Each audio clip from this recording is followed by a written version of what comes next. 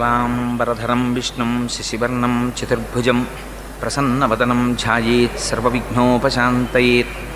గురుర్బ్రహ్మ గురుర్విష్ణుః గురుర్దేవో మహేశ్వరః గురుస్సాక్షాత్ పరబ్రహ్మ తస్మై శ్రీగురవే నమః.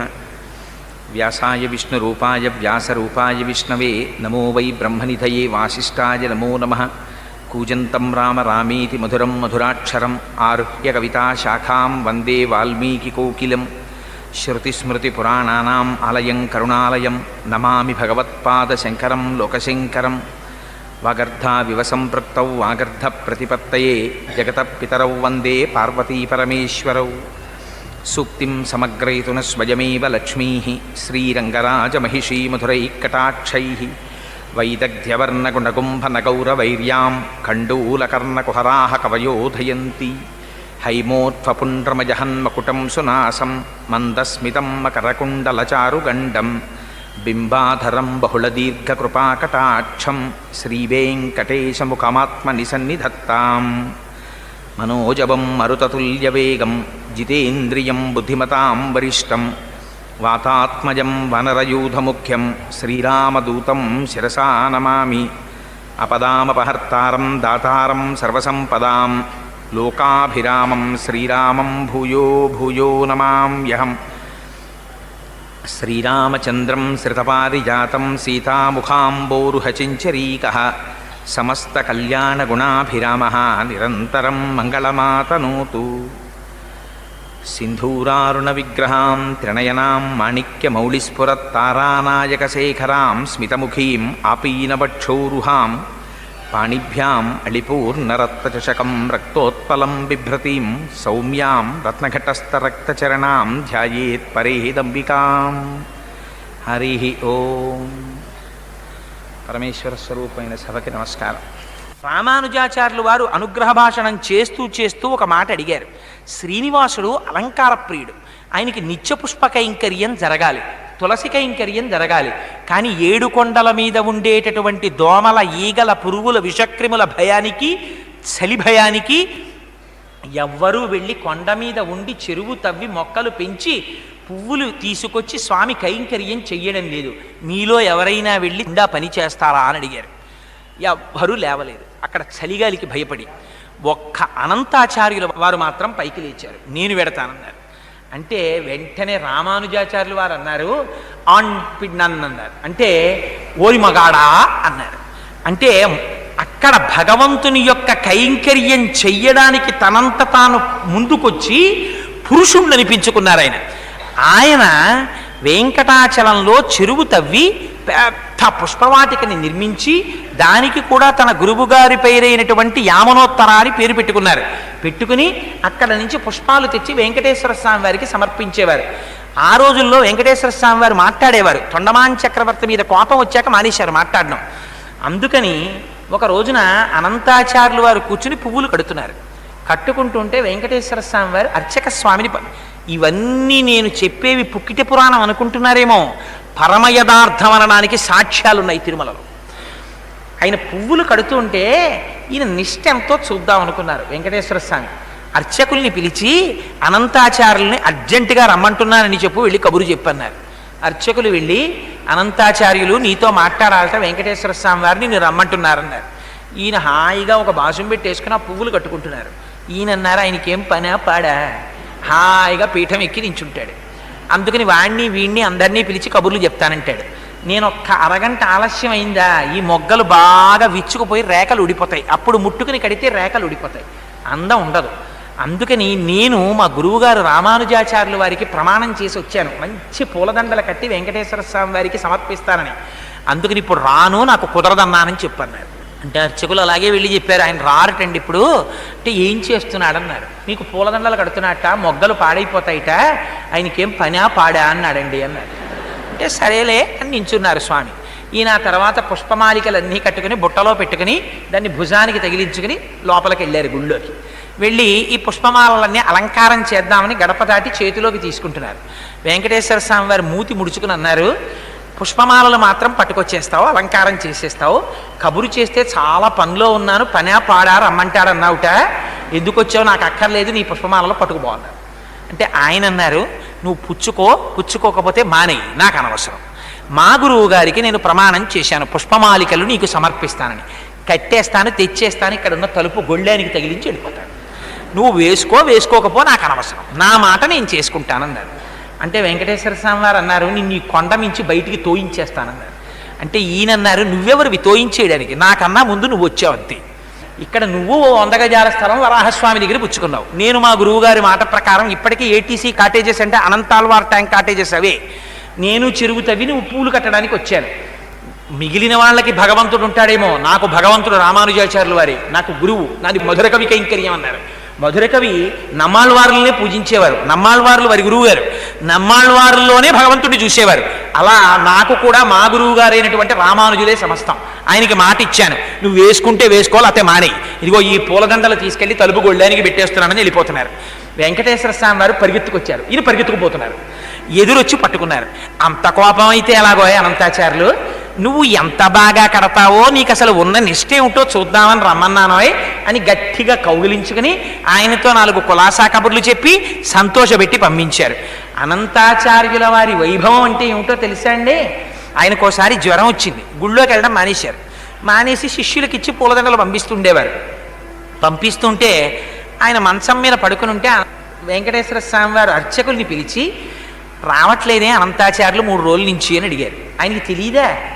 అడిగితే అర్చకులు అన్నారు, కొంచెం జ్వరంగా ఉందండి, పడుకున్నాడన్నారు. మీరు వెళ్ళి అడగండి, జ్వరం తగ్గకపోతే వెంకటేశ్వర స్వామి వారు డాక్టర్లని పంపిస్తారట, వైద్యుల్ని, తగ్గిందా లేదా ఇంకా ఎక్కువగా ఉంటోందా అడిగి రమ్మన్నాడని అడిగిరండి అన్నారు. అర్చకులు వెళ్ళి అడిగారు. ఎంత కోపం వచ్చిందో తెలుసా అండి అనంతాచార్యుల వారికి? మీరు చదవాలి ఎప్పుడైనా, అనంతాచార్య దివ్యపురుష వైభవము అని ప్రత్యేక ఒక పుస్తకం ఉంది. అందులో దాన్ని సంస్కృతంలోనూ ద్రవిడ భాషలోనూ ఉంటే దాన్ని తర్జుమా చేశారు. అందులో అని అడిగితే ఆయనకి కోపం వచ్చి అన్నారు, చాలా ఎంత దయాళు అయ్యా మీ ప్రభువు, ఐశ్వర్యవంతులతో సంధ్యావందనం చేయించేవాడు మీ ప్రభువు, వెళ్ళి రమ్మనన్నారు. అంటే వాళ్ళు వెళ్ళి ఇదే మాట చెప్పారు. అసలు మూతి ముడుచుకొని మీ మీద విసుక్కుంటున్నాడండి, నాకు వైద్యుల్ని పంపిస్తాడా? అబ్బో అంత ఖాళీ దొరికింది ఏమిటి ఆయనకి, ఐశ్వర్యవంతులకి సంధ్యావందనం చేయించేవాడు, ఆయన నాకెందుకులే సేవ చేయడం అన్నారండి అన్నారు. అంటే వెంకటేశ్వర స్వామి వారు తనే బయలుదేరి వచ్చారు. వచ్చి ఏమో అనంతాచార్యులు అనారోగ్యం తగ్గిందా అన్నారు. ఇటువైపు నుంచి అటువైపు తిరిగి పడుకున్నారు. ఆయన మాట్లాడకపోతే ఆయనే పాపం బల్ల లాక్కుని వెంకటేశ్వర స్వామి వారు కూర్చున్నారు. ఇవన్నీ యథార్థంగా జరిగిన సంఘటనలండి. ఓ బల్ల మీద కూర్చుని చెయ్యి పట్టుకుని, అనంతాచార్యులు తగ్గలేదా, ఇంకా ఒంట్లో ఉష్ణం అన్నారు. అంటే పాపం మీకు ఇప్పటికి తీరుబడి దొరికింది, మిమ్మల్ని నమ్ముకుని కొండ మీదకి వచ్చి ఇన్నాళ్ళ నుంచి పుష్పకైంకర్యం చేస్తున్నాను, 3 రోజులు అయింది జ్వరం వచ్చి పడి మంచాన, వచ్చి నన్ను పలకరించడానికి తీరుబడి కుదరలేదు, వైద్యుల్ని పంపిస్తానన్నావుట, ఏం పాపం నువ్వు వచ్చావేం ఖాళీ దొరికిందా అన్నారు. అంటే పోన్లేవయ్యా, మనస్సంతా కష్టపెట్టుకోకయ్యా, నీకు జ్వరం ఉందో లేదో చూద్దామని వచ్చాను. అనంతాచార్యులు నన్ను చూడాలన్న భక్తే తప్ప వైద్యులతో వైద్యం చేయించుకుందామని కూడా నీకు కోరిక లేదేమిటో, చూడు నీకు ఎలా తగ్గించేస్తానో అని ఒళ్ళంతా. పాపం వెంకటేశ్వర స్వామి వారి వాత్సల్యం అంటే చూడండి, మనం ఒక్క అడుగేస్తే చాలు ఆయన 10 అడుగులు వేస్తాడు. త్రిజగన్మోహన నీలకాంతి తను ఉద్దీపింప ప్రాభాత నీరజ బంధు ప్రభమైన చేలము పైన్ రంజిల్ల నీలాలకవ్రజ సంయుక్త ముఖారవిందవతి సేవ్యంపై విజృంభింప విజయంచేరుడు వన్నెకాడువది నావేశించు నెల్లప్పుడు అంటాడు భీష్ముడు. 10 అడుగులు ఆయన ముందుకేస్తాడు. ఒళ్ళంతా తడిమేర పడుకున్నటువంటి అనంతాచార్యుల వారిది. ఆయనకి జ్వరం అంతా తగ్గిపోయింది. లేచి నిలబడి గభాల కాళ్ళ మీద పడ్డారు. పడి, స్వామి అలకొచ్చేసింది, ఏం చెయ్యమంటారు, ఎప్పటి నుంచో ఈ శరీరానికి ఉండిపోయిన ఉద్రేకం, అహంకారం, మీరొచ్చినా కూడా అంత కోపంగా మాట్లాడాను, మీరు రాలేదని మనస్సులో ఉన్నటువంటి వ్యగ్రత చేత అలా మాట్లాడాను, మరోలా అనుకోకండి స్వామి, నన్ను క్షమించండి అని ఆయన కాళ్ళ మీద పడ్డారు. అనంతాచార్యులు నిన్ను క్షమించడం ఏమిటో అని పొంగిపోయి కౌగిలించుకుని పాపం గుళ్ళోకి వెళ్ళారు వెంకటేశ్వర స్వామి వారు. ఇంకా విచిత్రం ఏమిటో తెలుసా అండి, ఒకసారి ఆయన చెట్ల దగ్గరికి వెళ్ళి పూలు కోస్తున్నారు అనంతాచార్యుల వారు. కోస్తుంటే ఆయన నాగుపాము వచ్చి కరిచేసింది. కరిచేస్తే నోటి వెంట నురగలు వస్తున్నాయి. నురగలు వస్తుంటే ఆయన అలాగే ఓర్చుకుని పూలదండలు కట్టి తూలిపోతూ వెంకటేశ్వర స్వామి వారి సన్నిధానానికి వెళ్ళారు. వెళ్ళి ఆ వెంకటేశ్వర స్వామి వారికి పుష్పమాలలో అలంకారం చేస్తూ కళ్ళు మగత పడిపోయి మూతలు పడిపోతున్నాయి. పడిపోతుంటే వెంకటేశ్వర స్వామి వారు అన్నారు, ఏమయ్యా నిన్ను నాగుపాము కరిచిందిట, వెళ్ళి వైద్యం చేయించుకోరాదా, ఎందుకయ్యా ఇప్పుడు కూడా నా దగ్గరికి పరిగెత్తుకొచ్చావు ఈ పుష్పమాలలు అట్టుకుని అన్నారు. ఇంతక ముందు నన్ను ఎన్ని మాటలు కరిచిందోనయ్యా తండ్రి. సంసార సర్పదష్టానాం జంతునామ వివేకినాం చంద్రశేఖర పాదాబ్జ స్మరణం పరమం పరమౌషధం. ఇన్నాళ్ళకి కదా నాకు అదృష్టం కలిగింది నీకు పుష్పమాలల కైంకర్యం చేసే అదృష్టం. ఇది విడిచిపెట్టి పావు కరిచిందని వైద్యుడి దగ్గరికి వెళ్ళినా 1,000,000 మంది వైద్యులు కూడి వచ్చిన కాని మరణమయ్యడి వ్యాధి మాన్పలేరు. లక్షాధికారైన లవణమన్నమే కాని మెరుగు బంగారంబు మింగబోడు. నాకెందుకయ్యా వైద్యం, నీ పాదాల సన్నిధిలో పడిపోతే చాలన్నారు. ఒక్కసారి ఆయన తల మీద చెయ్యి పెట్టారు, విషం దిగిపోయింది ఆయనకి. చిత్రం ఏమిటో తెలుసా అండి, అక్కడ ఆయన చెరువు మొట్టమొదట్లో తవ్వుతున్న రోజుల్లో అనంతాచార్యుల వారి భార్య గర్భిణి. ఆవిడ గర్భిణీగా ఉండగా ఈయన పారతో మట్టి తీసి బుట్టలో పోస్తుంటే పాప ఆవిడ తట్టట్టుకెళ్ళి దూరంగా ఆయన చెప్పిన చోట పోయాలి. పైగా అనంతాచార్యుల వారికి కొంచెం ముక్కు మీద కోపం, అక్కడెక్కడో పోసి ఆవిడ పట్టుకొస్తోంది. పట్టుకొస్తుంటే గర్భిణీ స్త్రీ కదా ఇంత కష్టపడిపోతోందని వెంకటేశ్వర స్వామి వారు చూడలేక చిన్న పిల్లాడి రూపంలో పరిగెత్తుకొచ్చి తాత తాత తట్టలో మట్టి నేను పట్టుకెళ్ళి పోస్తాను, గర్భిణీ కదా ఆవిడ మొయ్యలేకపోతోందన్నారు. నువ్వెవడవిరా బ్రహ్మచారి, నీ అలంకారాలు, నీ పట్టు పంచ, నీ వైభవం చూస్తే నీ నగలు నువ్వు మోసుకోలేకపోతున్నావు, మళ్ళీ ఉపకారం ఉంటే ఏమీ అక్కర్లేదు, మా గురువుగారికి ప్రమాణం చేశాను నేనే చెరువు తవ్వుతానని, పో ఇక్కడి నుంచి అన్నారు. అంటే పాపం ఆయన వెళ్ళి గురువుగారి భార్యని పట్టుకున్నారు. పట్టుకుని అమ్మ నేను పోసి వస్తానమ్మా, మట్టి మీరు ఇక్కడ కూర్చోండి ఆ మట్టి తట్ట పట్టుకెళ్ళి పరిగెత్తుకుంటూ పట్టుకెళ్ళి అక్కడ పోసేసి ఇక్కడికి వచ్చేసేవారు. ఆయనకి పెద్ద లెక్కండి మట్టి తీసుకెళ్ళి మట్టి పోయడం. అన్నమాచార్యులు వారు అంటారు, ఆయనకి ఆఖరికి సాలెవాణ్ణి చూసినా వెంకటేశ్వర స్వామి వారే గుర్తొచ్చారు. రంగురంగుల చీరలల్లే నేతబేహారి అన్నారు. అందుకని ఆయనకి మట్టి ఎక్కడ పోయడం ఓ పెద్ద లెక్క. నేను మట్టి పోసి పరిగెత్తుకు వచ్చేస్తున్నారు. ఈయన మట్టి తవ్వుతూ అన్నారు, ఏమీ గర్భిణివి కదా ఇప్పటిదాకా తట్ట పట్టుకెళ్ళి రావడానికి ఇంత ఆలస్యం అయ్యేది, ఇప్పుడు ఏమిటో ఇంత చురుగ్గా వస్తున్నావు అన్నారు. అని వెనక్కి తిరిగేటప్పటికీ పిల్లాడు కనబడ్డాడు. కనపడేటప్పటికీ ఎరా వద్దంటే నువ్వు మళ్ళీ పని కడ్డొస్తున్నావా, ఉండు నీ పని చెప్తానని చేతిలో గుణపం పట్టుకు పరిగెత్తాడు. ఆ పిల్లవాడు ముందు పరిగెత్తాడు, ఈయన వెనక పరిగెత్తాడు. పరిగెత్తి పరిగెత్తి పరిగెత్తి పిల్లాడు పూర్వం మాడవీధుల్లో చీకటి చెట్లు ఉండేవి. చీకటి చెట్లు అంటే తమాల వృక్షం అంటారు సంస్కృతంలో. తమాల వృక్షం పైకి ఎక్కేశాడు. ఎక్కేస్తే పాప ఆయన పెద్ద ఆయన చెట్టు ఎక్కలేరు, గుణపం పట్టుకుని కింద నిలబడ్డారు. ఊరే పిల్లాడా కిందకి దిగంటారు, ఆయనేమో కిందకి దిగరు. ఆఖరికి తాత తాత నువ్వు కొట్టనంటే కిందకి దిగుతానన్నారు. నిన్నేమీ చెయ్యను రా అబ్బాయి కిందకి దిగన్నారు. తీరా వెంకటేశ్వర స్వామి వారు కొమ్మ మించి కిందకి దూకేసరికి ఈయన వెంటపడ్డారు. వెంట పడితే పాపం వెంకటేశ్వర స్వామి వారు పరిగెడుతున్నారు గుళ్ళోకి వెళ్ళిపోదామని. ఈయన చేతిలో ఉన్న గుణపం విసిరేశారు. ఆ గుణపం వచ్చి వెంకటేశ్వర స్వామి వారి యొక్క చుబుకం మీద కొట్టుకుని నెత్తురు కారుతూ లోపలికెళ్ళి గుడి తలుపులు 2 మూసి కడిగిపెట్టేశారు. సాయంకాలం అయింది. ఆ కుర్రాడు బయటికి రాకపోతాడా పట్టుకోపోతాడా అని ఆ గుడి మెట్ల మీద కూర్చున్నారు అనంతాచార్యుల వారు. కూర్చుంటే అర్చకులు వచ్చారు. ఏమిటి గుడి తలుపులు తీస్తే రావట్లేదన్నారు. పిల్లాడోడు దూరి తలుపులు వేసేసాడన్నారు. ఒరే నాయనా, సాయం సమయంలో చెయ్యవలసిన పూజకి ఆలస్యం అయిపోతోందిరా, తలుపు తీరా తలుపు తీరా అని తలుపులు కొట్టారు. కొడితే మొత్తానికి స్వామివారి దివ్యలీల చేత తలుపులు తెరవబడ్డాయి. లోపలికి వెళ్ళారు, వెతికారు, పిల్లవాడు కనపడలేదు. అప్పుడు ఎంత ఉండేది కనుక గుడి. వెతికారు, వెతికి లోపలికి వెడితే వెంకటేశ్వర స్వామి వారి గడ్డం మీద పెద్ద దెబ్బ తగిలి నెత్తురు ఓడి ముద్ద కట్టి కనపడింది. చూసి అనంతాచార్యులు వారు వలవల వలవల ఏడ్చారు. స్వామి నేను కొట్టానా, నా చేత్తో గుణపం పెట్టని పచ్చకర్పూరం తీసి అద్దారు రక్తధార లాగడానికి.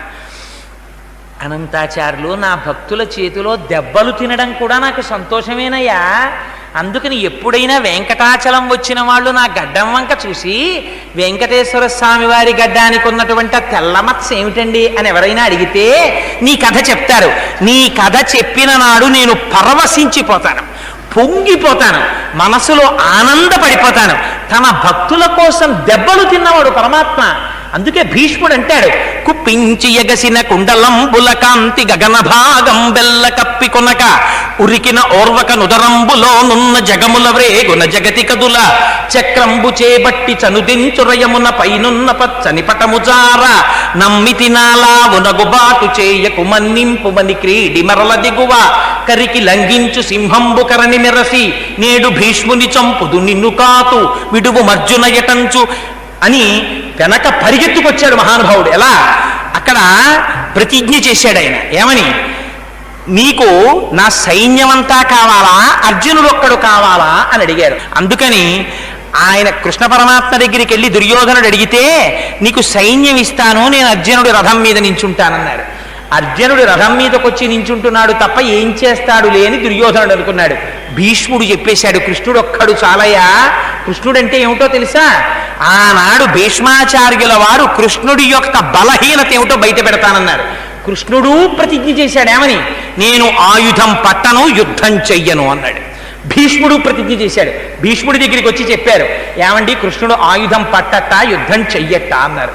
భీష్ముడు సర్వసైన్యాధిపతి కురు సైన్యానికి. ఆయన అన్నాడు, నేను చేస్తున్నాను ప్రతిజ్ఞ, కృష్ణుడి చేత ఆయుధం పట్టిస్తాను, యుద్ధం చేయిస్తానన్నాడు.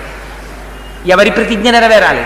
భగవంతుడి ప్రతిజ్ఞ నెరవేరుతుందా, భక్తుడి ప్రతిజ్ఞ నెరవేరుతుందా? ఎలా నెరవేర్చుకోవాలో భీష్ముడికి తెలుసు. యుద్ధానికి వెళ్ళారు. రథం మీద ఎదురుగుండా కృష్ణ పరమాత్మ ఆ సారథ్యం చేస్తున్నారు.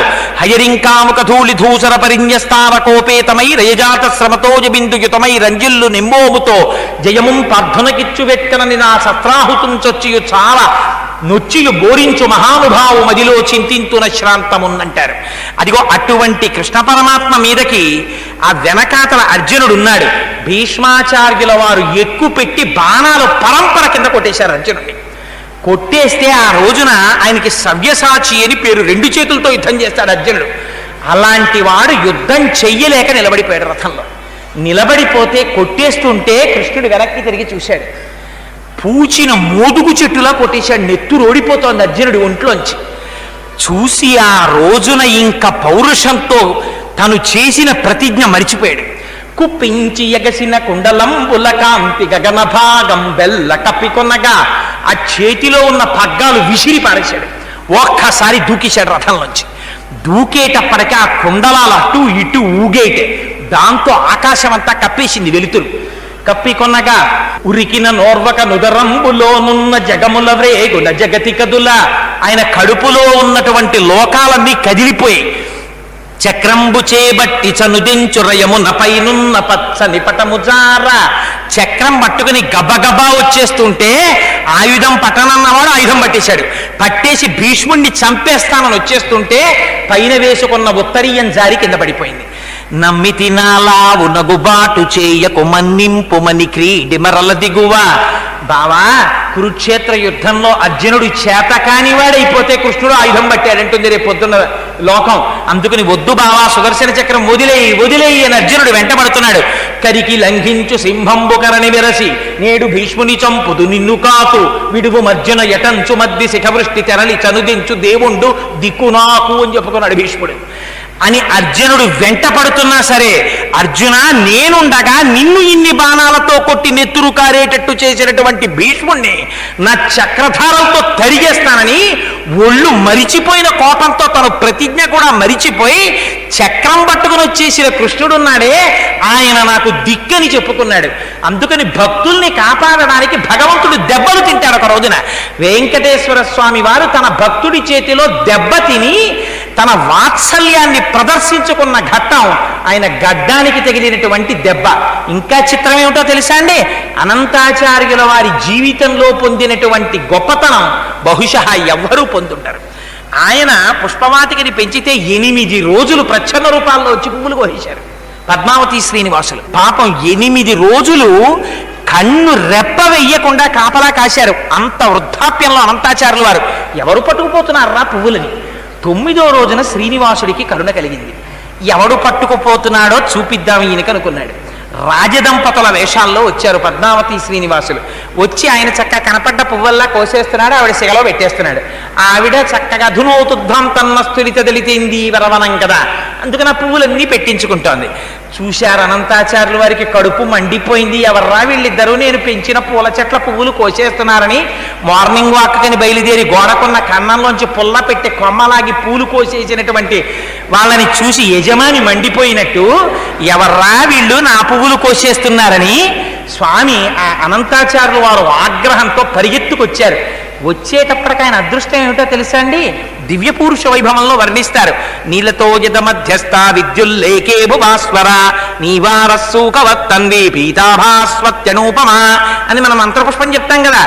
అలా అయ్యవారి నల్లటి చేతుల్లో అమ్మవారి ఎర్రటి చేతులు వేసుకుని వాళ్ళిద్దరూ చట్టాపట్టాలు ఆడుకోవడానికి చేతులు పట్టుకున్నారు. అనంతాచార్యులు వారు పరిగెత్తుకొచ్చారు. ఇద్దరిని పట్టుకోవాలనుకున్నారు. అందుకని ఎక్కడ పట్టుకోవాలి? ఆ వైభవం అనంతాచార్యులు గారికి ఇచ్చారు అయ్యవారు. ఎలా ఇచ్చారో తెలుసా అండి? ఇద్దరూ పట్టుకున్నటువంటి చేతుల్ని గట్టిగా తన రెండు చేతులతో పట్టుకుని తన సంకల్లోకి లాగేసుకున్నారు. లాగేసుకుంటే వెంకటేశ్వర స్వామి వారు దొరుకుతారా? చిక్కడు సిరి కౌగిటిలో చిక్కడు సనకాది యోగి చిత్తాబ్జములం చిక్కడు శృతిలతి కావలి చిక్కెనతడు లీల తల్లి చేతన్ రోలన్ అంటారు పోతన గారు. ఆయన దొరకమంటే దొరికేవాడు ఆయన. జ్ఞానులచే మౌనులచే దానులచే యోగ సంవిధానుల చేతన్ పూని నిబద్ధుండగునే శ్రీనాథుడు భక్తి యుతుల చేతన్ బోలన్. భక్తికి లొంగిపోతాడు. అందుకని వెంకటేశ్వర స్వామి వారి చేతులు లాగేసుకుని పారిపోయారు. పారిపోయారు. నిజంగా పారిపోయినప్పుడు అందం చూడాలండి, వర్ణిస్తారు మహానుభావుడిది. ఆ కదలిన బాహు పదముల కంకణ రమము చేత ఆ పరిగెడుతుంటేట ఆయన పెట్టుకున్న ఆభరణముల యొక్క ధ్వని ఘన కన కన కనమని ధ్వని వచ్చిందిట. ఆ చేతులకి ఏం తక్కువ ఆభరణాలు ఉంటాయేమిటి? ఆ నాగాభరణాలు, పెట్టుకున్న కంకణాలు, పాదాలకి పెట్టుకున్న మూపురాలు, నడువుకి పెట్టుకున్న వడ్డాణాలు, మెడలో వేసుకున్నటువంటి పెద్ద కౌస్తుభమాల, ఆ పెద్ద వనమాల, పెట్టుకున్న పెద్ద కిరీటం, చెవులకు పెట్టుకున్న పెద్ద పెద్ద ఆభరణాలు, ఇన్నింటితో స్వామి పరిగెడుతుంటే ఇంకో చంద్రుడు భూమి మీద పరిగెడుతున్నాడేమో అనిపించింది. పాపం ఈయన పరిగెడడం అంటే ఈవిడ పారిపోతుంది. అందుకని ఈవిడ్ని గట్టిగా పట్టుకున్నారు. ఎవరికి దక్కుతుందండి ఈ అదృష్టం? అమ్మా, నీ పాదాల మీద నా శిరస్సు పెట్టి నమస్కారం చేస్తామమ్మా అంటాం కదా. కాళే మాత కదయ కలితాలక్తక రసం పిబేయం విద్యార్థి తవచరణ నిర్ణేజన జలం అని పొంగిపోయారు శంకరాచార్యుల వారు. అటువంటి అమ్మని గట్టిగా పట్టుకుని అనంతాచార్యుల వారు అన్నారు, ఏమీ పిల్ల, ఎవరే వాడు? నీ మొగుడే కదా, ఎక్కడికి పారిపోయాడు అన్నారు. అమ్మంది, అయ్యో తండ్రి, నువ్వు నాకు తండ్రి లాంటి వాడివి, నన్ను గద్దిస్తావెందుకయ్యా? పువ్వుల తోటలో విహరిద్దామని తీసుకొచ్చాడు, వచ్చాను. ఆయన ఎక్కడికి పారిపోయాడో నేనెక్కడ చెప్పగలనండి. ఆయన ఎక్కడ ఉంటాడన్నారు. ఎక్కడుంటాడంటే నేనేం చెప్పగలను? ఆయన అంతటా ఉంటాడు. బలిచక్రవర్తికి చెప్పుకున్నాడు ఆయన ఒక రోజున, నువ్వు ఎక్కడ ఉంటావంటే నేనేం చెప్పనయ్యా, అన్ని విద్యలు నా స్వరూపమే. ఇది నాకు నెలవని ఏ రీతి పలుకు దుబక చోటనకయందుండ నేర్తు ఎవ్వరి వాడనం చేరీతి పలుకు దునాయం తవాడన ఈ నడువ నేర్తు ఇది నాకు నడకని ఎటుల చెప్పెద మూడు పోకల నేను పోవ నేర్తు ఇది నేర్తు అది నేర్తు అని ఏల చెప్పంగ నేర్పులన్నీయు నేనే నేర్తు ఒరులు నాకు కారు ఒరులకు నేనవుదు ఒంటివాడ చుట్టమొకడు లేడు. ఆయన ఏకం సత్ ఏకమేవా ద్వితీయం బ్రహ్మ. ఎక్కడుంటాడంటే ఏం చెప్పని, కొండలంతా ఉంటాడు, ప్రపంచమంతా ఉంటాడు. ఎంత గడుసుగా మాట్లాడేవే పిల్ల, అంతటా ఉంటాడా? కానీ మీ ఆయన్ని చూపించలేవా? ఎక్కడికి పోతాడు? చీకటిగా ఉంది కదా, నేను వృద్ధుణ్ణి అయిపోయాను, నిన్ను గుర్తుపడదామన్నా నువ్వెవరో గుర్తుపట్టలేకపోతున్నాను. అందుకని నిన్ను ఈ సంపంగి చెట్టు కట్టేస్తానని మొలకున్న ఉత్తరీయం తీసి ఉత్తరీయం వేసి కట్టేశారు ఆయన. కట్టేస్తే పాపం తల్లి రాత్రంతా సంపంగి చెట్టుకి కట్టుబడిపోయి ఉండిపోయిందండి. ఏమా తల్లి కర్మ? ఆవిడ యద్రూభంగా ప్రమాణం స్థిరచర రచనా తారతమ్యే మురారే వేదాంతా తత్వ చింతాంబురభిద్రసి యత్పాదచిహ్నైత్తరంతి భోగోపోద్ఘాత కైలీచుడికి భగవత్తైశ్వరూప్యానుభావ సానశ్రీహి స్ఫురణితాం అమృతలహరిధీలంఘనీయై అపాంగై అంటారు భట్టర్లు. ఆ తల్లి కనుబొమ్మ కదిలితే ఐశ్వర్యం వస్తుంది. అటువంటి తల్లిని ఉత్తరీయంతో కట్టేశారు అనంతాచార్య వారు. కట్టేస్తే తెల్లవారిపోయింది. గుడి తలుపులు తెరిచారు. తెరిచి లోపలికి వెళ్ళేసరికి స్వర్ణ లక్ష్మి కనపడలేదు. కనపడకపోతే అర్చకులు తెల్లబోయారు. వెంకటేశ్వర స్వామి వారు చెప్పారు, పాపం అర్చకుల్ని నిర్బంధించి కొట్టబోయారు. కొట్టబోతే అప్పుడు ఆలయ అధికారులకి చెప్పారు, అర్చకుల తప్పు లేదు, అనంతాచార్యులు కట్టేశాడు, వెళ్ళి అమ్మవారిని తీసుకురండి అన్నారు. అంటే ఎలా తీసుకురావాలి? కన్యాదానం చేయడానికి పిల్లని తీసుకొచ్చినట్టు తీసుకురావాలి. అనంతాచార్యులు అలా తీసుకురామనండి అన్నారు. 2 ఏళ్ళు వచ్చినా మనం అదే సంకల్పం చెప్తాం, మా అమ్మాయికి 8 ఏళ్ళు కన్యాదానం చేస్తున్నాం అంటాం. అందుకని 8 ఏళ్ల పిల్లగా మారిపోయింది. సంకనెత్తుకుని వచ్చారు అనంతాచార్యుల వారు. ఎత్తుకొచ్చి తీసుకొచ్చి అక్కడ కూర్చోబెట్టి, అయ్యా తెలియక తప్పు చేశాను అయ్యా వెంకటాచలపతి, ఇదిగో తీసుకొచ్చేసాను అమ్మవారిని తీసుకోమన్నారు. అంటే ఆయన అన్నారు, నువ్వు అలా తీసుకొచ్చి ఇచ్చేస్తే కుదురుతుందా? నువ్వు మళ్ళీ నాకు పిల్లని తెచ్చి ఇచ్చిన వాడివి, నువ్వు మామగారివి నాకు అని మామగారు అని పిలిచి తను కట్టుకున్నటువంటి పంచె విప్పి అనంతాచార్యుల వారికి మెడలో వేశారు. తను పెట్టుకున్న కర్ణాభరణములను తీసి అనంతాచార్యులు వారి చెవులకి తొడిగారు. తన మెడలో వేసుకున్నటువంటి హారములు తీసి అనంతాచార్యులు వారి మెడలో వేశారు. అనంతాచార్యులు వారి భక్తి అంటే ఏమిటో తెలుసా అండి? ఆయన ఒకసారి వెంకటాచల క్షేత్రంలోకి వస్తే ఒక చెట్టు పొడి ఉంటుంది, అది చూర్ణం చేసుకుని వాడతారు. ఆ పొడి పొట్లం ఇచ్చారు ఎవరో ఆయనకి. ఆయన ఆనంద నిలయంలోంచి ఆ పొట్లం పట్టుకుని తన విడిది దగ్గరికి వెళ్ళారు. ఇప్పటికీ అనంతాచార్యులు వారు పువ్వులు కట్టినటువంటి అరుగు కూడా ఉంది. మీకు ఎక్కడుందో తెలుసా అండి? సహస్రదీపాలంకార సేవ జరుగుతుంది. నాతో వచ్చిన వాళ్ళు కొంతమంది దర్శనం చేశారు. ఆ మాడవీధిలో సహస్రదీపాలంకార సేవ జరిగేటటువంటి మాడవీధిలో మీరు తిన్నగా నడిచి ముందుకెళ్ళిపోతే ఆ మాడవీధి పూర్తయిపోయి ఇలా కుడి పక్కకి తిరిగిపోతుంది. మీరు ఇంకా మాడవీధిలో ముందుకెళ్ళిపోయి ఇంకా పక్కకి తిరిగితే పడగాంజనేయ స్వామిని హనుమన్నారు అక్కడ. ఆ మాడవీధి చివరికెళ్ళి ఎడం పక్కకి తిరిగారనుకోండి, వైకుంఠం క్యూ కాంప్లెక్స్కి వెళ్ళేటటువంటి దారిలో ఉంటుంది. ఇప్పుడు అక్కడక్కడ ఏం బోర్డులు కూడా లేవు, దాంతో ఇక్కడ ఏముందనిపిస్తుంది. కానీ ఎడం పక్కకి మీరు లోపలికి వెళ్ళి చూస్తే అనంతాచార్యుల బృందావనము అని బోర్డు ఉంటుంది.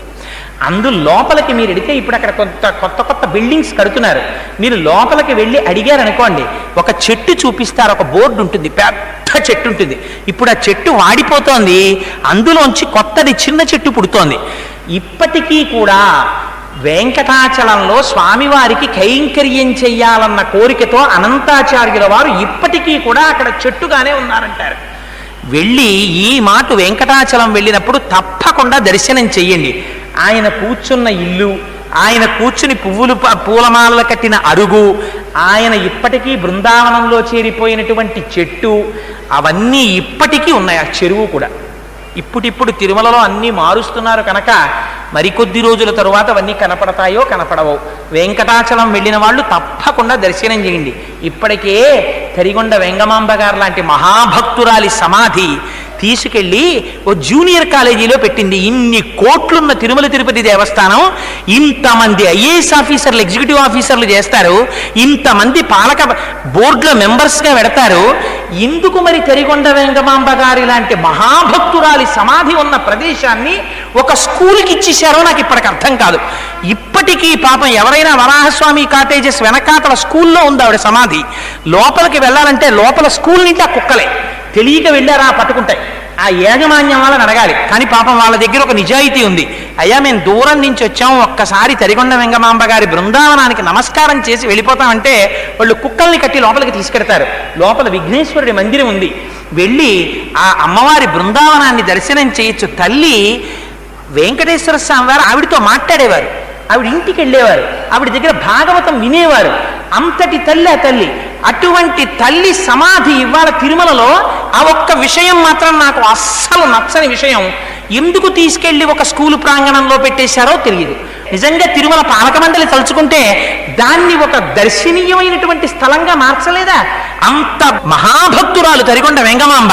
ఇవాళకి మీకు నెల్లూరు, కర్నూలు, చిత్తూరు జిల్లాల్లో బస్సులో వెడుతుంటే తరిగొండ వెంగమాంబ గారి పేరు మీద ఎన్ని షాపులు కనపడతాయో. అటువంటి తల్లి సమాధి ఒక జూనియర్ కాలేజీ, ఒక స్కూల్లోకి ఎందుకు ఇచ్చేశారో మనకు అర్థం కాదు. అందుకని ఏమో రాబో కాలంలో అనంతాళ్వార్ల సమాధి కూడా దర్శనం చేయడానికి అవకాశం ఉంటుందో ఉండదో. అందుకని తిరుమల వెళ్ళిన వారు తప్పకుండా దర్శనం చేయండి. ఇప్పటికీ స్వామివారి యొక్క పల్లకి వెడుతుంటే అనంతాచార్యుల వారి సమాధి దగ్గరికి వచ్చి ఒకసారి నమస్కారం చేసి వెడుతుంది. సరే, అందుచేత అదిగో ఆ అనంతాచార్యుల వారంటే అంత పరమపావనమై ఆయనతో సాంగత్యమును అనుభవించిన వారు. ఆయన శిష్యులకు ఆకలేసి తిరుమల కొండెక్కుతుంటే వెంకటేశ్వర స్వామి వారు దద్దోజనం పట్టుకెళ్ళారు. పట్టుకెళ్ళి శిష్యులకి ఇస్తే శిష్యులు అన్నారు, నువ్వెవరు రా బ్రహ్మచారి అన్నారు. నేను అనంతాచార్యుల వారి శిష్యుని అన్నారు వెంకటేశ్వర స్వామి వారు. అనంతాచార్యుల వారి శిష్యుడిని అంటున్నావు కదా, శిష్యులైన వాళ్ళు గురువు మీద చెప్పే ప్రార్థనా శ్లోకం చెప్పన్నారు. అనంతాచార్యుల వారి మీద ప్రార్థనా శ్లోకం చెప్పారు. ఏరా నువ్వు అనంతాచార్యుల వారి మీద ప్రార్థనా శ్లోకం చెప్పావు, మరి పరమాచార్యుల వారి మీద ఏదన్నారు? రామానుజాచార్యుల వారి మీద శ్లోకం చెప్పారు. చెప్తే అప్పుడు ఆయన పట్టుకెళ్ళి నేను దద్దోజనం తిన్నారు శిష్యులు. తిని గురువుగారి దగ్గరికి వచ్చి, గురువుగారు మీరు పంపించిన దద్దోజనం అందిందండి, తినేసి పైకెక్కామన్నారు. నేను దద్దోజనం ఎప్పుడు పంపించాను రా మీకు అన్నారు. అంటే మీ శిష్యుడు పట్టుకొచ్చాడండి అన్నారు. నాకు శిష్యుడు లేడు, నేను పంపను లేదు, వెంకటాచలపతి రా మీకు పట్టుకొచ్చిన వారు అన్నారు. ఆఖరికి అనంతాచార్యుల వారికి ఒక రోజు తినడానికి అన్నం లేకపోతే వెంకటేశ్వర స్వామి వారు దధ్యోజనాన్ని లోపల నుంచి పట్టుకొచ్చి దగ్గర కూర్చుని పెట్టి వెళ్ళారు. అంతటి మహానుభావుడు, అంతటి వాత్సల్యమూర్తి వెంకటాచలపతి. ఇవాళ శుక్రవారం, అమ్మవారికి పరమ పవిత్రమైనటువంటి రోజు. అటువంటి రోజున మనం అమ్మవారి గురించి అయ్యవారి గురించి చెప్పుకున్నాం. అందున రేపు అన్నమాచార్యుల వారి సంకీర్తనలు వింటే చాలు అమ్మ అయ్య పొంగిపోతారు. నీరాజనం వినకుండా అసలు ప్రసంగంలోంచి లేవకూడదు, పొరపాటు. అందుకని ఇంత విని స్వామి నీకు దృష్టి దోషము కలగకుండుగాక, మేమింతసేపు నీ గురించి విన్నాం, మా కనురాపు తగిలి నీకేమైనా బాధ కలుగుతుందేమో తండ్రి, అలా కలగకూడదని నీరాజనం చెప్తాం. ఆ నీరాజనం చెప్పినప్పుడు కూర్చుని కైమోడ్చిన వారిదే భక్తి. అందుకే ఇంట్లో కొడుకు పుడితే దేవతార్చనకి నీరాజనం చేసేవాడు పుట్టాడని సంతోషిస్తారు. నీరాజనం చెప్తుండగా లేచిపోవడం అంటే నీ గురించి మాకేం సంబంధం లేదు లేవా అని చెప్పుకోవడం. అలాంటి వాళ్ళతో ఆయన మాత్రం ఎందుకు పెట్టుకుంటాడు సంబంధం? అంత కఠినంగా మనం లేచిపోగలమా భగవంతుని సన్నిధానం నుంచి? మంగళహారతి విని వెడతారు. అందుకే నీరాజనం అవ్వకుండా లేవకూడదు, నీరాజనం అవ్వకుండా మాత్రం కదలకూడదు. రేపు శనివారం, రేపటి రోజున పద్మావతి శ్రీనివాసుల పరిణయాన్ని విన్నపం చేస్తాను. ఆ శనివారం నాడు పద్మావతి శ్రీనివాసుల పరిణయం విన్నంత మాత్రం చేత అపారమైన ఫలితాన్ని స్వామి కటాక్షిస్తాడు. అందుకు సర్వేశ్వరుడు సంతోషిస్తాడు. నా ప్రసాదం కోసం ఎలా కూర్చున్నారా వీళ్ళు అని. ఆ ప్రసాదం లోపల మనస్సుగా మారి అనుగ్రహాన్ని కటాక్షిస్తుంది. అందుకే ప్రసాదాన్ని విడిచిపెట్టి వెళ్ళకూడదు, నీరాజనం వినకుండా లేవకూడదు. మంగళాశాసనపరై మదాచార్య పురోగమై సర్వైశ్చ పూర్వైరాచార్యై సత్కృతాయాస్తు మంగళం. మంగళం కోసలేంద్రాయ మహనీయ గుణాత్మనే చక్రవర్తి తనూజాయ సర్వభౌమాయ మంగళం. ఉమాకాంతాయ కాంతాయ కామితార్థప్రదాయినే శ్రీగిరీశాయ దేవాయ మలినాథాయ మంగళం. కరచరణకృతం వా కర్మ వాక్కాయజం వా శ్రవణనైనజం వా మానసం వాపరాధం విహితం వా సర్వమేత్తక్షమస్వ. శివ శివ కరుణాబ్ధే శ్రీ మహాదేవ శంభో. సర్వం శ్రీ ఉమామహేశ్వర పరబ్రహ్మార్పణమస్తు. స్వస్తి.